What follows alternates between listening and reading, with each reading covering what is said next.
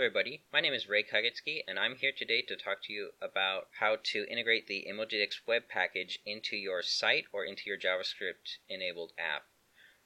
First off, I'd like to cover a couple of advantages of using emojidex web. Assets are hosted on our third-party content delivery network. You don't have to bundle your own assets. So that will lighten the load of your site, it'll lighten the load of your deployment slug, things like that. And hopefully you'll get a speed boost because we're using a pretty big content delivery network. And it'll lighten your traffic load, of course.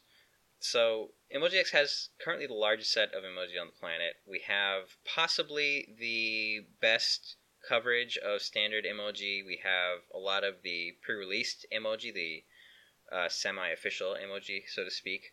We have extended emoji, which are our own emoji that are not part of the standard set. For instance, the ninja emoji or different varieties of the faces, things like that, that we think are missing, but we don't want to wait for a standardization proposal to the Unicode Consortium. We want to have them right away, so that's really a big part of the advantage that we think is offered by using emojidex.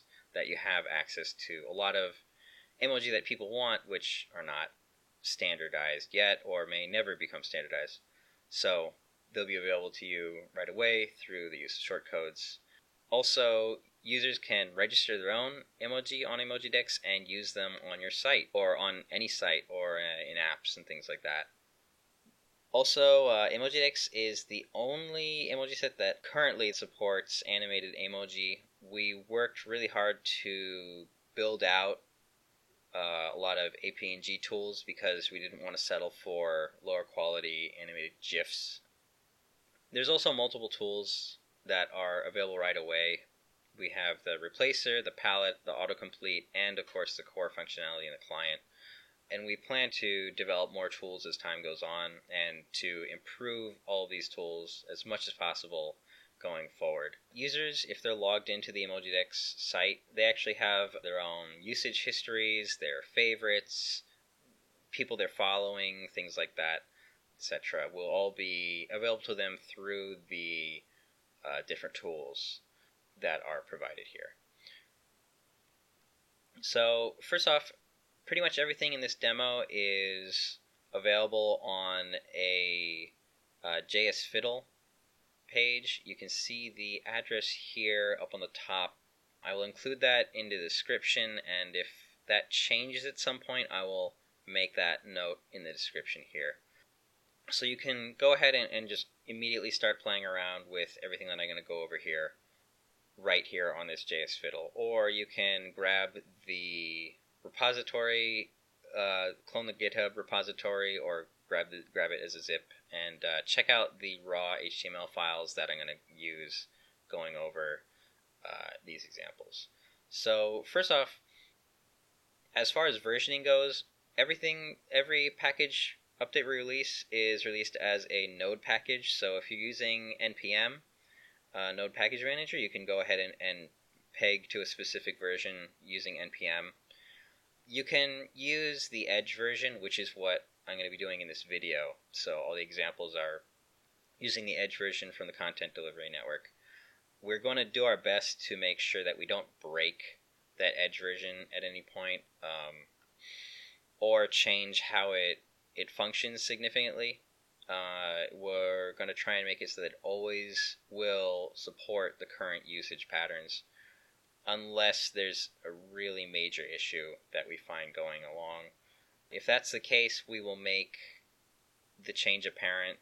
We'll announce it as early as possible, and we will be sure to give plenty of time before we actually update that Edge version. Or you can just copy the current Edge version or a specific version from the CDN to your local distribution to your site and host it from there. Or you can use a pegged version from the Content Delivery Network. Each version has its own version code, so it'll just be the name of the script dash and then the version code .js or .min.js. And I will give examples of that in the description below. Here is the unified demo page. This has all the demos put together in one static site. Here you can see all the emoji on the site are automatically replaced. That includes the emoji in the content editable div here. And on the bottom, in the debug console here, you can see that there's a message completed emojidex replace. That is part of the callback that I'm going to show you here. And on the bottom, you can kind of see that there's a bunch of emoji which are constantly increasing there. So first off, I'm going to cover the emojidex replacer, which is not actually just a replacer, it's also an observer. And what it'll do is it will replace the emoji codes and shortcodes, character codes and shortcodes inside of an element with the emoji images. And it will also observe that element and look for changes. And you can see here down at the bottom, there's kind of this little simulation that is simulating Ajax events in that element. And it is automatically converting the emoji as soon as those events happen, as soon as those events complete. So to do this, first off, of course, include the emojidex scripts and CSS inside your site. And we do require jQuery. This is a plugin for jQuery or Zepto. So in this instance, we're using 3.1.1, but I'm pretty sure anything past 1.7 should work. So you do need jQuery. So include the emojidex CSS and JavaScript, and both of those have minified versions, obviously. What we're going to do is we're going to convert this text here. And you can see there's a couple of different elements. And one of them has a class no emoji. That element will be exempt from emojification. The codes in there will not be converted, but everything else will be converted. So just take a look at the size here. Emoji sizes are automatically matched to the element font size. They're just a little larger than the normal font, so you will not get a noticeable amount of text spacing, line spacing changes, but it's just enough that it makes them nice. You can change that size in the CSS if you want. So to enable this, right now we're enabling just everything in the body to be replaced. And as soon as that replace finishes, I'm firing this little script to simulate Ajax transactions, and it's just appending these hearts here. And that's what you see at the bottom of that demo page. Every 5 seconds, a bunch of hearts, short codes, and actual codes, character codes are added, and the observer that's included in the replacer is automatically picking those up and converting them. So basically, whatever you want to enable conversion on, you just enable this replacer on that element, and it will automatically replace everything for you. Next, I'm going to talk about the palette, and the palette is it's something that you see a lot. It's just basically a box full of buttons with the emoji on it. Ours has categories, and there's a search function and things like that. And it's really easy to add. All you need to do is just attach the palette to a button or a link or something like that. So here in this example, you can see I'm attaching it to a button that is labeled palette. So it's the button with the emoji palette button ID here. So when we go to that button and click it, you can see the palette comes up, and on the top you have your categories, on the right you have search and user information such as history and all that, and the palette will automatically detect where the caret is, where the text insertion cursor is, and will insert at that point. If that point is a text area, it will just insert the short code or the character code, and if it is a content editable div or something that supports image tags and things like that, it will automatically show that. So the next thing I'm going to talk about is the autocomplete functionality, and what this is basically you type in a colon and a few letters, and it will execute a search, and it will return the results, a certain number of results in a list, and you can tap on the result that you want, or click on it, or scroll through it with the arrow keys and hit enter. and it will enter in the code for you in the text box. And it should be noted that this does automatically detect whether or not it's a text area or a content editable div. If it's a content editable div, it will insert the image. If it's a text area, it will go ahead and just insert the code.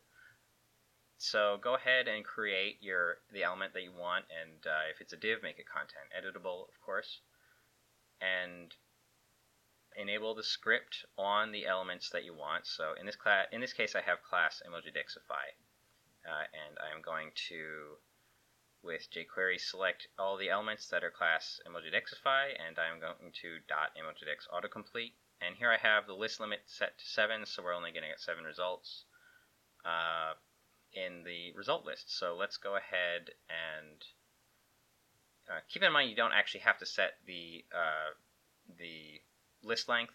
That there is a default for that, but just do what you think works for your site. So note here that in the text area, it's just inserting the shortcode, or it will insert UTF-8, the UTF-8 character code, if that is applicable. And in the content editable div, it should go ahead and enter in an image. So that's pretty basic. It's just, as you see here, type a colon, and that starts the search, and then select what you want from the results and hit enter or tab, and it gets inserted. And that's really all there is to it.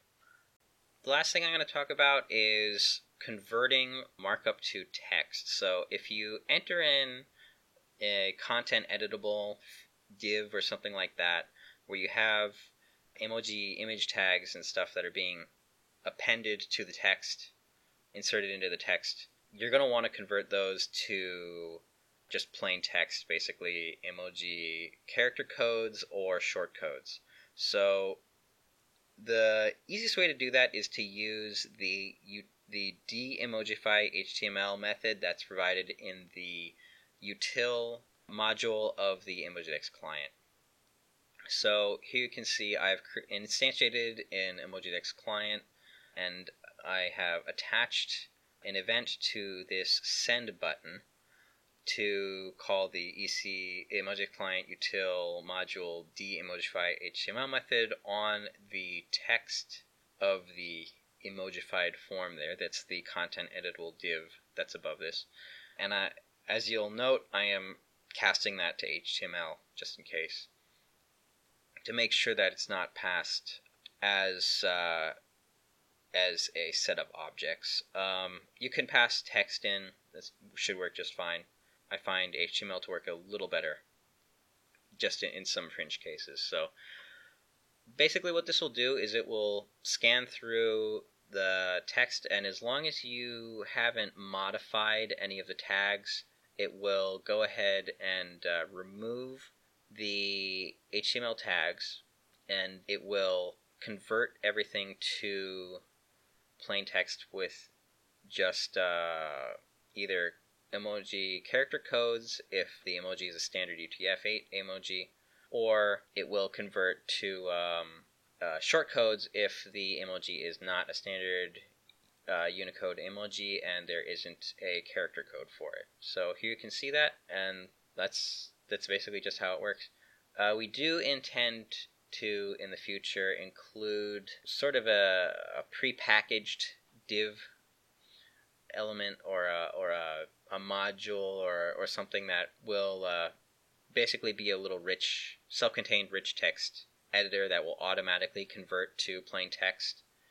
But we haven't really decided on how we want to do that as of yet. So for now, just run, if you want to remove the HTML and replace it with just normal character codes and short codes, then this is the easiest way to do it at the moment. And this will also remove the spans that @JS and caret.js use or will insert to track where everything is being inserted. So you can use any of the emojidex tools, and as long as everything is being inserted in a standard format, it will go ahead and give you good, clean, plain text. So thank you for watching this intro. If you have any questions, it would probably be best to ask them on the GitHub issue page for emojidex web or emojidex web client. And of course, be sure to report any issues you have there. We're doing our best to improve the client and the web package as much as we can and refine it. So if you have any suggestions for how you would like that refined, or something that would serve your usage cases better, or things like that, we'd really like to hear that from you. We'd like all the feedback we can get, all the criticism we can get, and of course any issues that you have, please report them to us on the GitHub issue tracker. We really hope that you'll use emojidex on your site and in your app. And if there's anything that's preventing you from doing that, if you could go ahead and tell us, we'd really like to know that so that we can make adjustments. We'd really like as many people to use emojidex in their apps and on their sites as possible. So your feedback would really be appreciated. Thank you very much. Thanks again for watching this, and we really hope that you'll choose emojidex for all of your emoji needs.